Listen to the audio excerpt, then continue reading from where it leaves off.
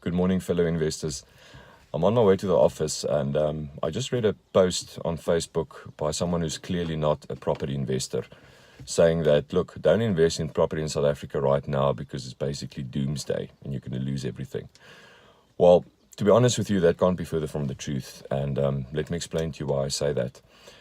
There's at the moment a lot of controversy around land expropriation, but it's important to understand that the proposed land expropriation legislation is only applicable to agricultural land. In other words, at least not in our lifetime, no one is going to come and take your home. And no one is going to come and take your property that your tenant is occupying, because hier gaat voor koop. Most likely their rights will be protected stronger than our rights as landlords. Be as it may, land expropriation is not going to spill over to residential and commercial property in our lifetime. And if anything, it just creates more opportunity for us as investors. Number two, the current recession in South Africa. Now, as you know, with a recession, the public is under pressure. It's difficult to repay mortgages, and there is an opportunity to buy property below market value. So if anything, the recession is creating opportunity for us to acquire good investment property at good prices. One thing I want to mention there, which is important to note, is that you never want to pay more than market value for a property, including your costs and your fees. So let's say a property's market value is 900,000 Rand, which is the transfer duty threshold. If taking into account your costs of acquisition, including your purchase price, you never want to pay more than 900,000 Rand, which is market value. But the recession at this point in time is creating the best opportunities in South Africa that we've seen in a long time. And even when compared to international investment, like countries in Europe, you'll be lucky if you get 6% return on investment.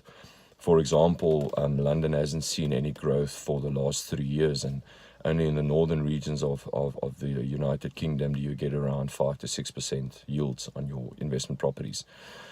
So, to summarize, land expropriation and the recession is creating the biggest buyer's market for us as investors at the moment. So, then where is the sweet spot right now to invest? The first thing that creates the sweet spot is the affordable market. So, by definition, the affordable market is 350 to 650,000 Rand. My definition of the affordable market is between 500,000 and 1.5 million. Why? Because that is where there is an active market, both from a buy and sell point of view, but also from a tenanting point of view. That is where you find a large amount of tenants at the moment, because there is an abundance of tenants in that price bracket, where rental income is between 5,000 Rand and 12,000 Rand per month. So the affordable active market, because you will easily find a tenant and it would be easy to sell your property, easy, if you understand what I mean, if you needed to. So which area should you then invest in? Ideally, you want to invest in an area where there's an active buyer's market, because an active first-time buyer's market. Because an active first-time buyer's market shows long-term growth in an area, because first-time buyers are moving into areas where they feel that it's a good area to be in the long term, because they won't necessarily sell their property within the next year or 2 or 3. They're in it for the long term, 10 to 15 years or even more. So if you don't want to get stuck in research in areas, at least find out where is the active first-time buyer's market. Then, what type of property should you invest in? For me, and where I'm focusing my energy at the moment, is what I call the sweet spot, which is finding a property in an area that I've mentioned, which is distressed and selling below market value. For example, a 1.2 to 1.4 million property that you can get for 900,000 Rand, because it's a distressed seller or it's a distressed property. And remember that these deals you don't find online on Property 24 and even on Gumtree. You need to be networked and connected with the people that can supply and source these deals for you. Another thing to take into account is, if you do not have a lot of capital, is don't buy property that needs work and needs renovation. Yes, there's a great deal of opportunity in unlocking value through improving the property and then reselling it in the short term. But be very careful in terms of cash flow is king. Cash is not king. Cash flow is king, and property investment is a business. And just safeguard against getting into a renovation property. So in other words, a bad property in a good area if you don't have the capital to cover your risks. So I've got a medium term approach at the moment. So as I said, good condition properties below market value, ideally below 900,000 Rand, because that's the transfer duty threshold.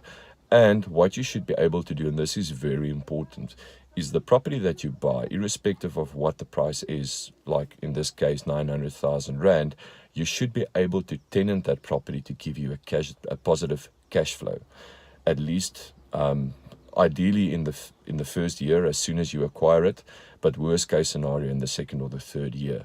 So the concept there is buy property below market value in a good growing area where there's an active first-time buyers market. Put a tenant into that property and let the tenant pay back the bank. In other words, the finance that you've secured on that property. And you then share in the upside because your property escalates annually in value if you buy in the right area. And your rental income also escalates. So in the short term, you'll get a cash flow income from that property. So I hope this helped. My name is Anton, and I've been investing and developing property for the last 12 years.